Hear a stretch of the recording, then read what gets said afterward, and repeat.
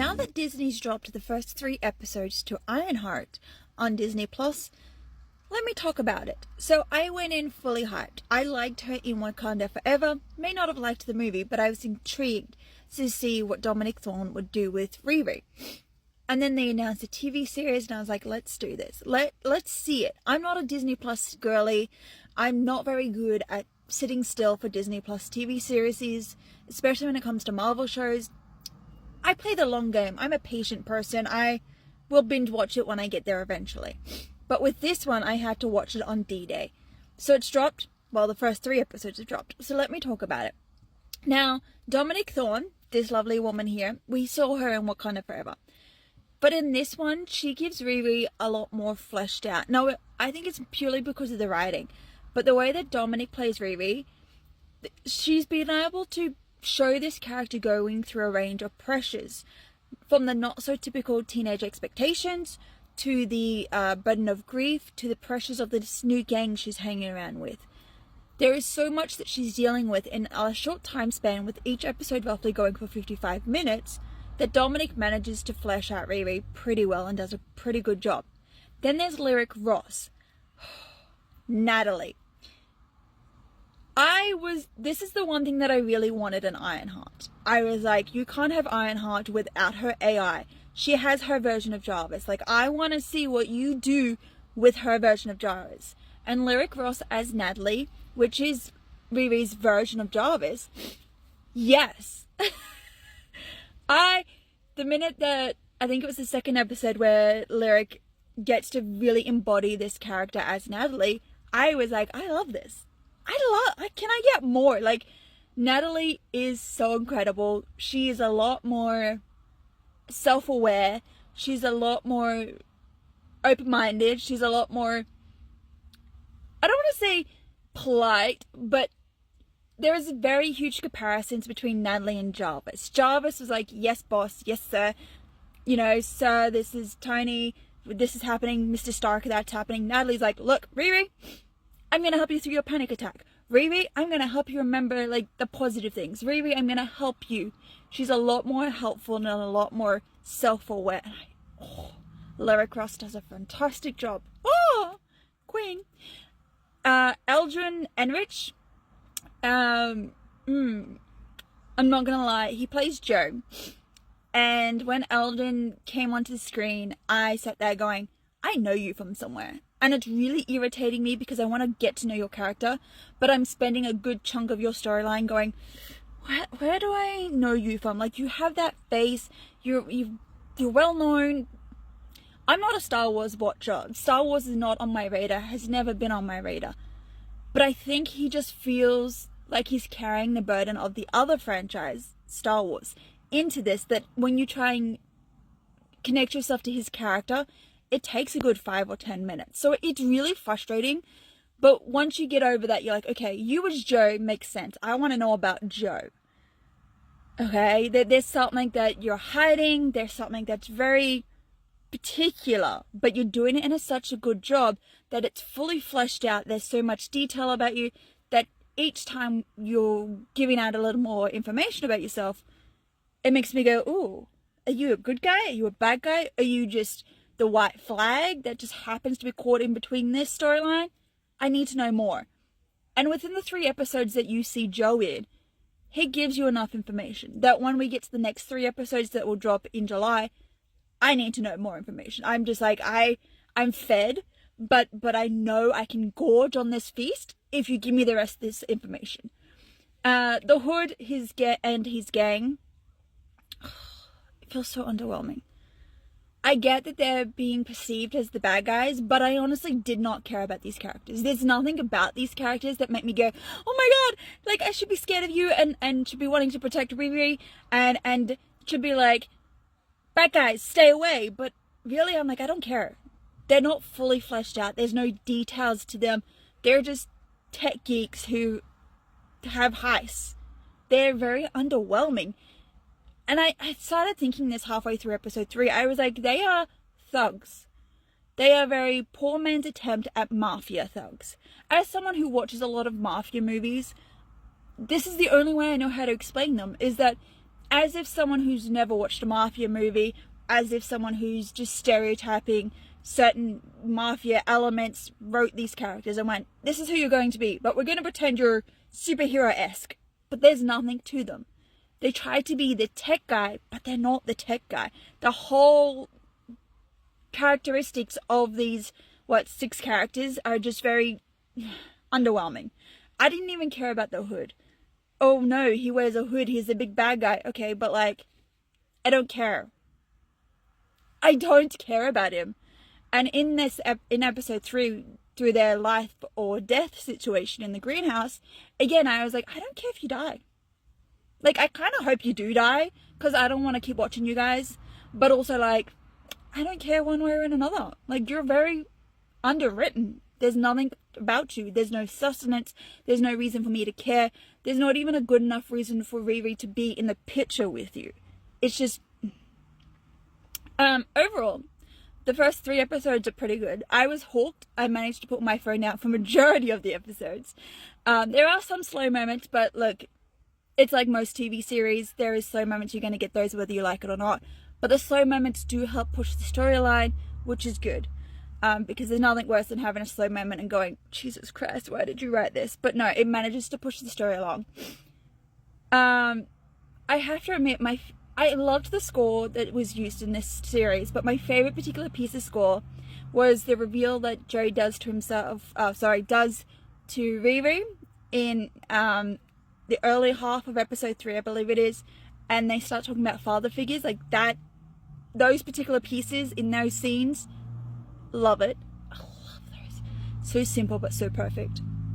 I am quite keen for the last 3 episodes. I am, as much as I say I'm a patient person, I'm also highly impatient. So I kind of want next Tuesday to roll around really quickly. Also knowing for the fact that I'm working from like Tuesday till like Thursday, there's no way in hell I will be able to binge Ironheart until I'm away on holidays next weekend.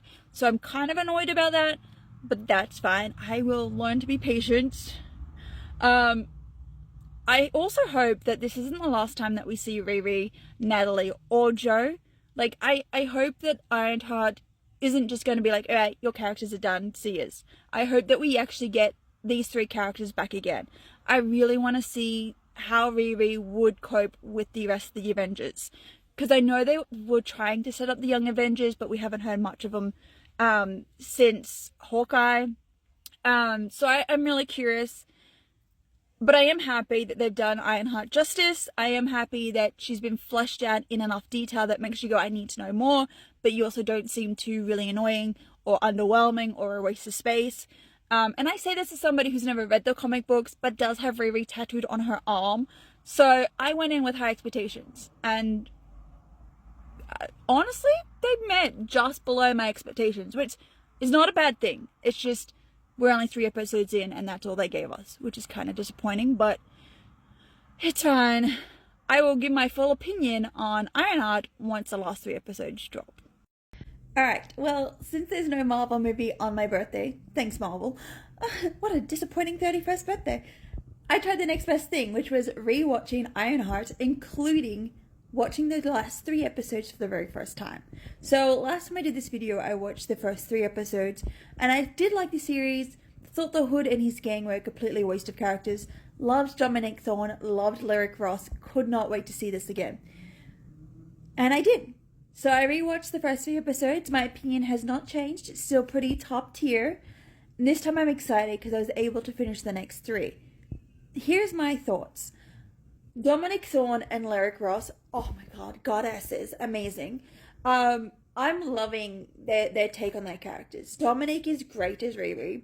I hope that even after her contract with Marvel ends, even with Marvel money, because you know she's going to get some good money from this, she sticks around with acting. I would love to see where else her career takes her. Whether she sticks with indie films, whether it's indie movie, TV shows, whether it's her little own side projects. I would absolutely love to see where else Dominic Thorne goes. I'm loving her on-screen antics. Lyric Ross is the same. Lyric Ross portrays Natalie, the AI / the deceased best friend. That sounds depressing. But I'm loving that Lyric's take. Turns out both of these women I've seen on screen before in previous shows. Dominic was I think it was Beale Street, I think she was in. And there was probably another movie that I saw her in, like probably like last year before. Didn't even realize, and I was like, oh my god, Lyric Russ. I think I've seen her in other stuff as well. So both ladies are great. I would love to see where else they go once their Marvel contract ends, because I would just love to see what else they do. My thoughts on the Hood has not changed. The Hood and his gang are honestly a waste of characters. I don't get their purpose at all. I think they are low budget thugs. They're trying to be mafia. They're trying to be gangsters. They're trying to be like, there's a scene, and I think it's in the last episode or maybe second last episode, where the Hood is sitting at the table with Joe across from him. Fucking dude reminded me of Scarface. I was like, you're a low budget Scarface, and I hated Scarface. So I clearly hate you too. But then when it's revealed that the Hood has daddy issues, oh my fucking god. Can we stop writing villains with daddy issues? Because you are really boring. There is nothing special about the Hood. Oh my god, he wears a cape and he has scars. Okay, and? Why am I supposed to care about you? Even his gang, like his gang is just there. Specifically in the last 3 episodes, there's no purpose for them to exist. They served their purpose in the first 3 episodes. And you're like, okay, I kind of get it. You're the hired henchman. I get it. But there was nothing special about these characters. They are literally just there to fill screen time. And it's kind of pathetic. It's just, you should have just done it without them. But I get it. You needed the Hood in his gang in order to prove that Riri was more than just a teenager with a brain. You needed to give her a purpose to, like, accelerate to the end. I get it, but just, no. Alden Ehrenreich. Okay, so besides me finally getting over the fact that he was in Star Wars, and I've never seen Star Wars, but I know that hype and how important his character is, I got over that casting choice. But I'm loving it, especially when I rewatched the first 3 episodes. Alden, oh my god. I was able to pick up little things I couldn't pick up before because I was so like, hold on, you're too big to be in this series. Like, everyone else is kind of relatively unknown or only known in certain circles, but you're a big name. So the fact that I was able to get away from that and just go, I can see the little layering that you're doing, the little movements, the little resistance, specifically when he's Joe. Seeing how Joe is just like, no, I'm this shy kid who just wants to be left alone, who thinks he's just mundane, average Joe. And then you've got Ezekiel Stain, who's like, look, I'm not my dad. I don't want to be anything like the Stain legacy, but this is actually kind of pretty cool and I want to do this. So I love how Alden is able to differentiate between these 2 characters, especially when he has to kind of alternate very quickly from being a scared little Joe to this Ezekiel who's like, we can progress through. I would really love to see him come back. I would really love to see Alden Ehrenreich and continue seeing how he portrays, whether it's Ezekiel or Joe, or maybe like a healthy mix of both. I would love to see where else this character goes. Mystifio. Okay, so I got spoiled by this, to be honest. Because I'm a couple of days late with streaming service TV shows, I got spoiled that it was Sacha Baron Cohen. And everyone's like, oh my god, he's the greatest actor of our generation. He's really not. He's a character actor, that's great because you need a character actor, but he's not the greatest actor of our generation, sorry. But again, I think I need season 2 in order to decide what I think of this character. I am very on the fence because we all had the hype during Spider-Man. When Jake Gyllenhaal was in Spider-Man, we were like, oh my god, we're going to get Mysterio, it's going to be great, it's going to be yes, yes, yes. Then it didn't happen, and then everyone was like, oh my god, we're getting this, yes, yes, and it happened. It just feels underwhelming. He reminds me of a trickster. And, I don't know, maybe that's what his character is based off, the mythology of tricksters. But, I mean, we have Loki. So why do I need to care about this character? And I love trickster gods. I shouldn't because they're very dangerous to play with. But I think there is other really fun mythological gods that you can play with. But again, I need to see more in order to decide if I like Mysterio or if he's just kind of a very underwhelming character. Still haven't decided, but you only gave me like 5 minutes, maybe 10 minutes, okay, in the last episode. So I have no full opinion of him just yet.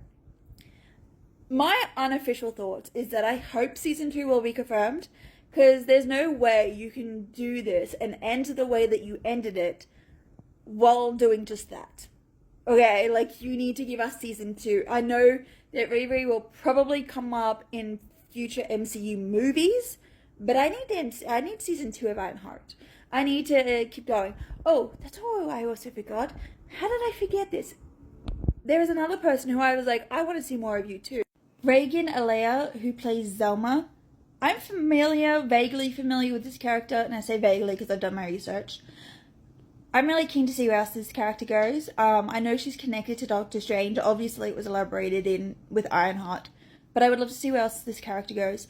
Also, whoever designed this character, whether it's the design specifically made for the TV series or whether it's her design in general with the comics as well, why does she remind me of Spinelli and Gretchen from Recess? Like, her look is like Spinelli, but her brain is Gretchen. Like, she's Gretchen Spinelli from Recess, and I cannot unsee that. My first thought was like, oh my god, that's a Recess character. And if you don't know what TV show I'm talking about, we cannot be friends, because how do you not know about Recess? Anyway, but yes, I'm excited to see where Selena goes.